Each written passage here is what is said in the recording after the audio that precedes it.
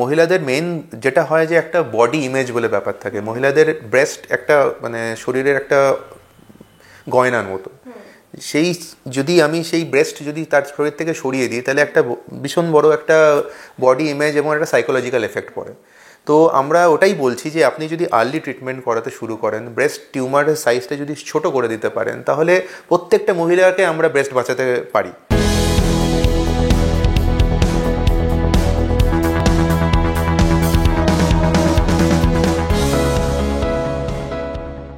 এখন ব্রেস্ট ক্যান্সারের একটা আমূল পরিবর্তন এসছে ট্রিটমেন্টের। এখন দেখবেন ডাক্তাররা সবসময় বায়োপসি করাতে চায়। কেন? কারণ বায়োপসি এমনই একটা পরীক্ষা যেখানে আমরা শুধু সেলসের ওপর টেস্ট করি না, আমরা টিস্যুটাও দেখি। টিস্যুর মধ্যে কিছু স্পেসিফিক প্রোটিনস থাকে, সেই প্রোটিনগুলো দেখে আমরা নেচার অফ দ্য টিউমার বুঝতে পারি। যেমন খুব একটা এক্সাম্পল দিচ্ছি আপনাদের, কিছু কিছু ব্রেস্ট টিউমার হরমোন সেন্সিটিভ হয়, মানে বডিতে যে হরমোনস আমরা প্রডিউস করছি, ইস্ট্রোজেন প্রোজেস্টেরন যে হরমোন মহিলাদের যেটা থাকে মানে মেনোপজ হওয়ার আগে, সেই হরমোনের ডিপেন্ডেন্ট টিউমার হয়। এবং যদি আমরা কোনো কারণভাবে যে ওই হরমোনটাকে ব্লক করতে পারি, ব্রেস্টে অ্যাক্টিভিটি ব্লক করতে পারি, তাহলে দেখা যায় টিউমার আপনি আপ শ্রিঙ্ক করে যায়। কিন্তু আমাকে ওই রিসেপ্টার স্ট্যাটাস চেক করতে হবে যে এই টিউমারটাও হরমোন সেন্সিটিভ কিনা। তখন ইমিউনোহিস্টোকেমিস্ট্রি বলে এক ধরনের টেস্টিং হয়, যেখানে ব্রেস্ট টিউমারের সেলের মধ্যে কিছু পার্টিকুলার প্রোটিন আছে কি নেই সেটা চেক করা হয়। তেমনি আরেকটা টার্গেট আছে যেটাকে আমরা ERBB2 বা আরও কমনলি যেটাকে বলে HER2 নিউ, এই টার্গেটটাও ওই পার্টিকুলার ব্রেস্ট সেলে আছে কি নেই সেটা আমরা চেক করি। এইগুলো ইমিউনোহিস্টোকেমিস্ট্রি স্টাডি ছাড়া বোঝা সম্ভব না, ওই জন্য বায়োপসি করতেই হবে। এবার এই ERPR, HER2 নিউ, Ki-67 কিছু যে আমরা মলিকুলার স্টাডিগুলো করলাম, এগুলো অনুযায়ী আমরা একদম কমপ্লিটলি 4টে ভ্যারাইটি অফ ব্রেস্ট ক্যান্সারে ভাগ করে দিই, যে এই 4 ধরনের ব্রেস্ট ক্যান্সার এবং তাদের ট্রিটমেন্ট অপশানটা কমপ্লিটলি আলাদা। যদি হরমোন পজিটিভ ব্রেস্ট ক্যান্সার হয় তাদের ক্ষেত্রে দেখা গেছে তারা খুব একটা কিমো সেন্সিটিভ হয় না, তাদেরকে কিমো দেওয়া, আর্লি কিমো আমরা অ্যাভয়েড করতে পারি।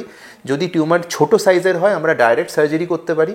এবং দেখা গেছে যে যদি টিউমার একদমই আর্লি স্টেজে থাকে, কোনো নোডে ছড়ায়নি, সেক্ষেত্রে আমরা কমপ্লিটলি কিমো অ্যাভয়েড করে আমরা শুধু রেডিয়েশন এবং শুধু হরমোন থেরাপির ওপর পেশেন্টকে সম্পূর্ণ সুস্থ করে দিতে পারি।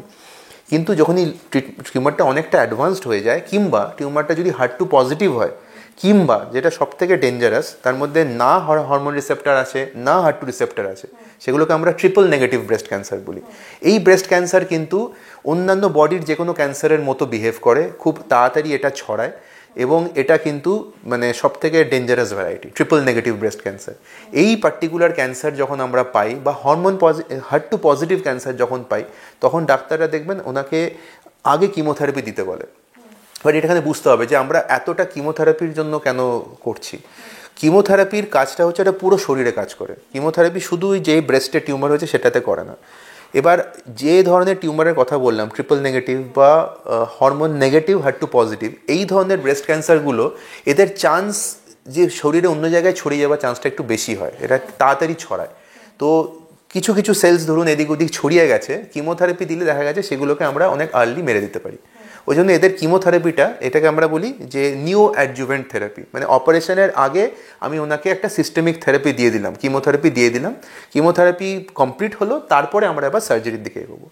আরেকটা ব্যাপার সেটা হচ্ছে দেখা গেছে যে যেখানে ব্রেস্ট টিউমারটা কিমোথেরাপি পেলে অনেক সময় ছোট হয়ে যায় সাইজে, যেহেতু একটা বড় টিউমার আছে 5 সেন্টিমিটারের টিউমার, কিমোথেরাপি পাওয়ার পর সেটা আইদার 2 সেন্টিমিটার হয়ে গেল বা ভ্যানিশ হয়ে গেল।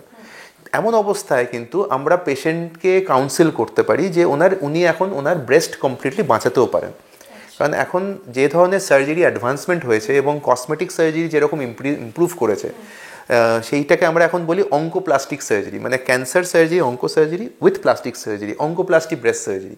এবং সেই দিয়ে আমরা এত সুন্দরভাবে এখন ব্রেস্ট রিকনস্ট্রাক্ট করতে পারছি যে একটা মহিলার অপারেশনের পরে তার কাছে কোনোভাবে কোনো সন্দেহই থাকবে না যে আমার কোনো একটা অপারেশন হয়েছিল বা ব্রেস্ট টিউমার বেরিয়ে গেছে।